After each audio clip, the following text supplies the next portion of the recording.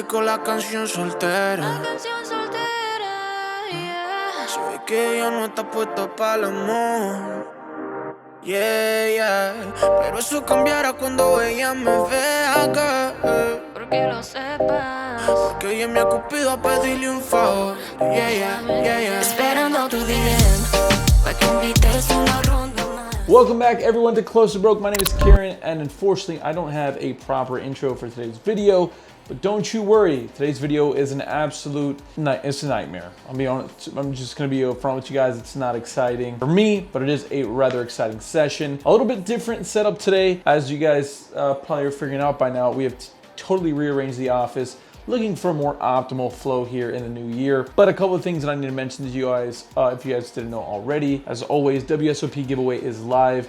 I'm gonna be giving away to members only, as well as to the, subscribing population.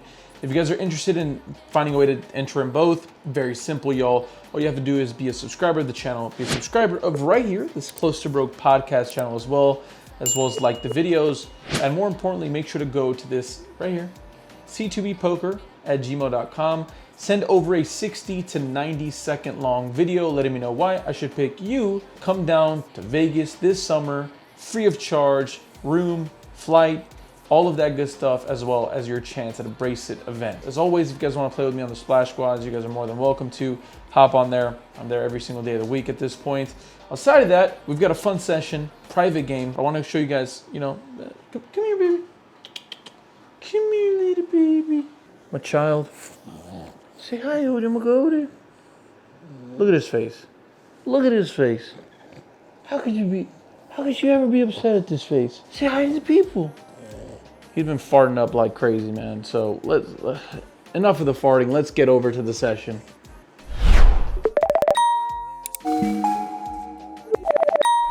With all that being said, let's hop right into today's session. It's going to be a really fun one. There is a straddle on, and we are playing six-handed here. That means the game is 5, 5, 10, 20. Whole lot of blinds, but that's a whole lot to get used to. The cutoff makes it $60 to go. I'm in said straddle, and I looked down at 10, 6 of clubs. I'm going to go ahead and make the call here with a suited hand like this. Maybe we can make the best hand. Even if we don't, maybe we can take it away. Either way, the flop comes out Jack, 9, 8 with 2 hearts and a spade. We flop an open ender here as the action ends up checking through. The turn card here comes the King of Diamonds. I decide to lead out here for a small sizing, about 75, half size of the pot or so. Our opponent ends up making the call.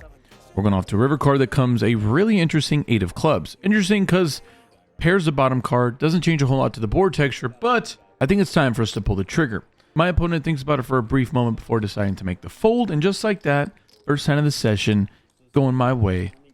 Love to see it. Looking to capitalize on what seems like a pretty solid image. In this following hand, we look down at King 9 of hearts here from under the gun. I go ahead and make it $60 to go. Next to act decides to 3-bet me to 160. The action folds back to me. I go ahead and make the call for the 3-bet. We're going off to a pretty good flop that comes King 6 deuce with 2 clubs. The action checked over to my opponent. He bets 150. We have a clear-cut call. Anything else would be a little bit on the punty side. Either way, the turn card comes out the Jack of clubs, bringing in the said flush draw. At this point, my opponent once again decides to bet for 300, and I decide to make the call once again. We're going here off to a river card that comes out the King of Diamonds. We now improve the trips. I decided to go ahead and throw out a little blocker bet of 100, which allows me to easily get away from this hand if we get raised. This does a really good job of getting value from aces, queens, and 10s in his range, and a really good job of allowing me to get away from a hand that has a king that's better than mine, like ace king, king queen, king jack. All that being said, our opponent pretty quickly makes a call. We show, and our opponent would tell us that he had aces. So we got lucky on that river. Good for us. In this following hand, the under the gun player decides to limp it up here for 20 bucks. Our opponent from the button, who definitely has shown the ability to get very aggressive, and he doesn't even need the button as an excuse, but in this specific case, I mean, yeah. Probably going to be doing this fairly wide, and with the action here on me in the blinds, we look down at ace, deuce of spades. I think this is a really nice hand to go ahead and 3-bet isolate to. Either way, I make it a really big sizing of 500. Don't love it. I think we can easily go like 300 here, as there's only a limp here and a small raise here. So I don't really like my bet sizing here too much, but I make it 500. The action folds over to the under the gun limper who decides to back race for the old 1K. I've seen this one too many times in my life here, but the only problem is my opponent isn't the overage of 65. The action gets back to the button who decides to fold, and now with the action back on me, my opponent is playing about 1500-ish total to start the hand, and he's put himself 2/3 of the way all in. With the action back on me, I go all in, our opponent snap calls and shows us aces. We do in fact run out 2 boards here. The first board comes out 10 high with the king on the river, and the second board comes out king high, not providing any help to us. Really disappointed in myself because, like I said, I've been around the game for quite some time. I know I'm young, but I've been playing poker for money for quite a long time. I've seen this one too many times, and to fall for it, just feels like you're just walking around and you just stepped in a pile of turds. It's like, really? Did you really need to step on that? Couldn't you just look at it? Couldn't you just watch out for it? Gosh darn it. Looking to not make the same mistake that we made in the last hand and looking to head in the right direction. Well, that right direction is going to need to take a pit stop in the wrong direction. As in this next hand, late position makes it 60. I'm in the straddle with queen 4 off. This is not a tournament. This is a 3x sizing. We have queen high with a 4 to kicker. Yeah, not good, especially offsuit. But in real time, I make the call. Either way, we're going off to a flop that comes out fairly reasonable for our exact hand as it comes jack 10-3 with all spades. We flop ourselves a third nut flush draw. I check it over to our opponent who down bets for 50. I call. The turn card comes out the 9 of hearts, now improving us to an open ender as well as a flush draw. And at this point, I think it makes a ton of sense for me to just bomb, so I make it 200 to go.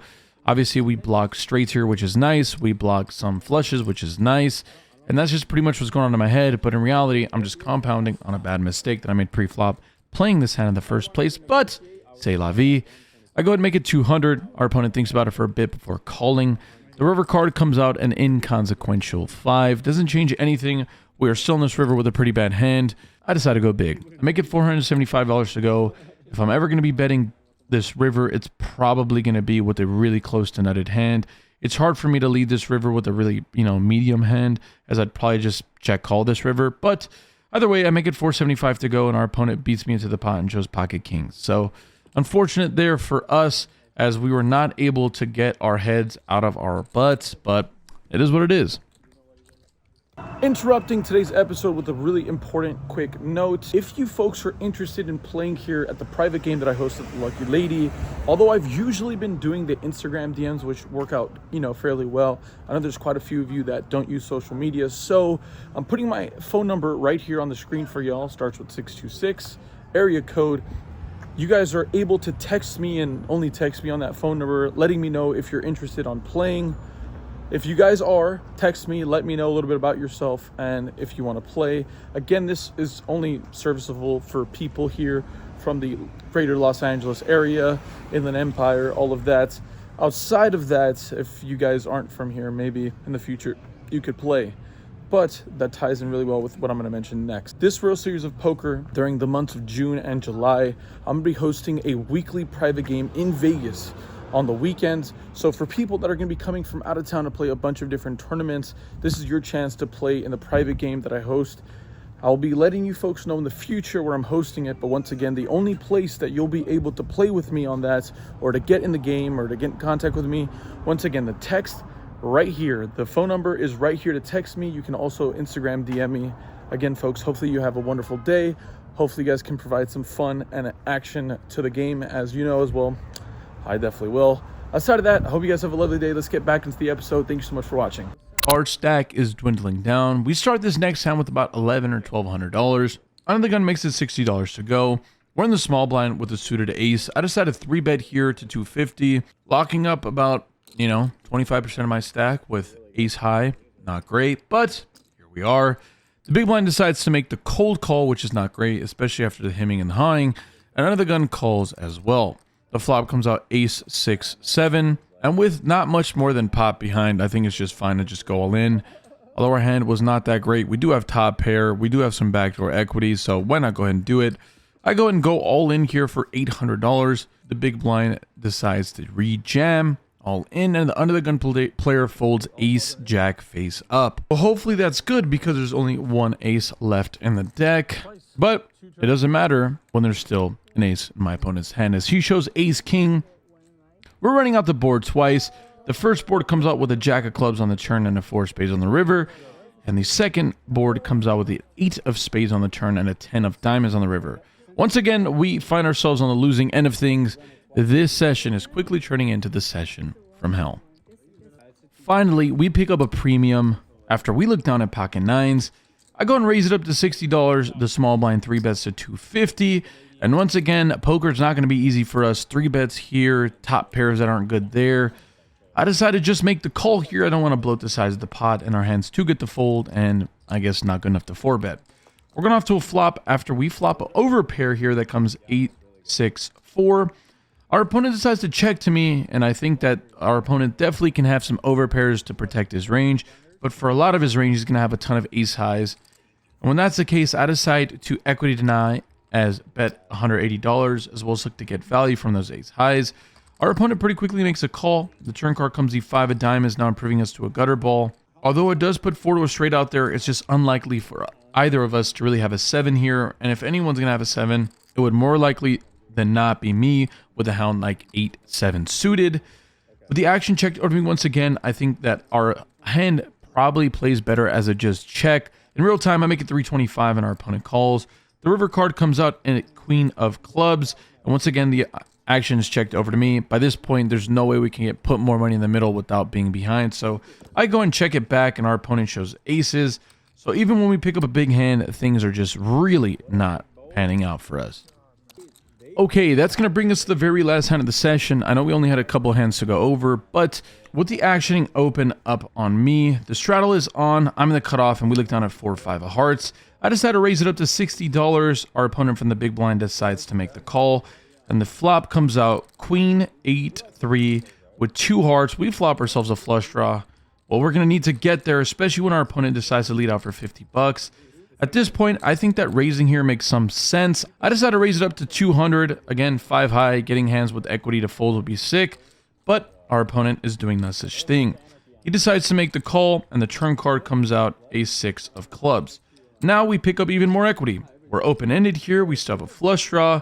And again, what's even more frustrating is our opponent once again decides to lead out into me for 270. Well, this is some grade A clackery going on. I've been around these streets in real time.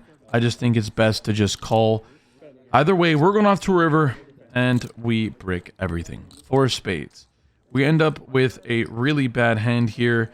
And at this point, my opponent checks it over to me. And now that we have some showdown value, I check it back, and my opponent shows queen 5 off.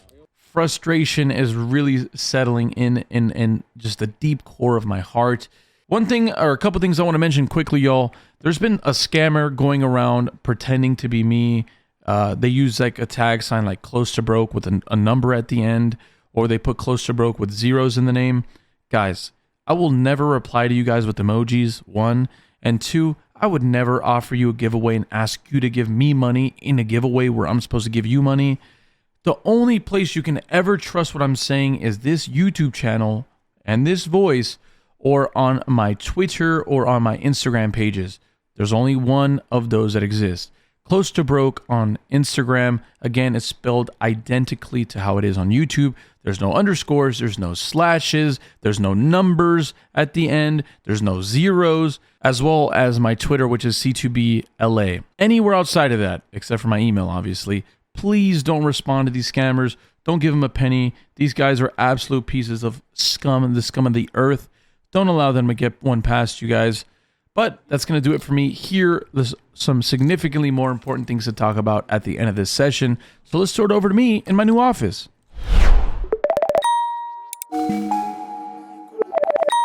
Alrighty, folks. So things obviously took a turn for the worst. And as you guys saw, didn't play too many hands. And that's because the session for us was fairly short. This little baby here, Mr. Oder McGorder, his real name is Oatmeal. We just call him Oats for short. Right, baby? Say hi. You want to be camera shy all of a sudden? He's been just farting up like a madman. Either way, let's talk poker. Just a rough day all in all. Not a lot of great things panning out for us, I suppose. We were not playing our best, and coupling that with just not getting bailed out by the deck at any point, just not great. Credit to my opponents. They took advantage of my poor play for sure. The lack of credit for myself because, I don't know, we just didn't bring our A game, not even our F game. Wanted to make things a little more jovial. That's why I brought Mr. Odermagoder out. He's also my best friend, so a little companion. He made me feel better about myself, and that's kind of what you have to do after a big loss like that. Just a little frustrating as we're finding a way to win like every session except for the session that's the biggest money, the biggest game that I play. So unfortunate there, but you just got to bounce back and try to be better. And with good friends that I have, as you guys saw from the dinner B-roll that we had there, the reason I actually had to leave early was because, one, I was punting. But in reality, it's actually because I had a dinner planned with a couple of friends. I almost canceled because I was so upset and frustrated with my play. Thank you to Logan, who's actually a wonderful supporter of the vlog. He persuaded me to come, and I'm very happy that I did because, yeah, it made me feel good. It was nice to be out there in the energy. And look at this. I got my little baby here now. We're feeling good. I'm very excited for what's to come for Close to Broke. As I say it in every episode, there's just so much to look forward to. We've got a really exciting time with the WSOP giveaway coming up. We should be traveling soon. There's just so much to look forward to, and not going to really catch myself up with a small loss like today. But we were in for 7,400 and out for 1,300 exactly, which leaves us at about a $6,100 loss, which again is not great, but it's going to happen when you're playing this big and playing that bad and running that bad. So it is what it is. We're going to live with it. We're going to move on with it. I thought I'd poke some fun at it. I realized that, you know, you've got to be honest with yourself. When you don't play well, you got to just be honest. And also, when you don't run that well, you got to be honest. So for me and my loved ones, to you and your loved ones, and you beautiful people out there, I hope you guys have a lovely day. Stay happy, stay healthy. More importantly, run good to the tables, y'all. More importantly, guys, more important than all that, hope you guys are having a wonderful new year. Get excited for the spring season as it is coming. Coming kind of soon. It might be summer already, like in Australia. I don't know if it works like that. We're on like different sides of the world. But either way, that's going to do for it for me here today. Enjoy yourselves, guys. Thank you so much. Deuces.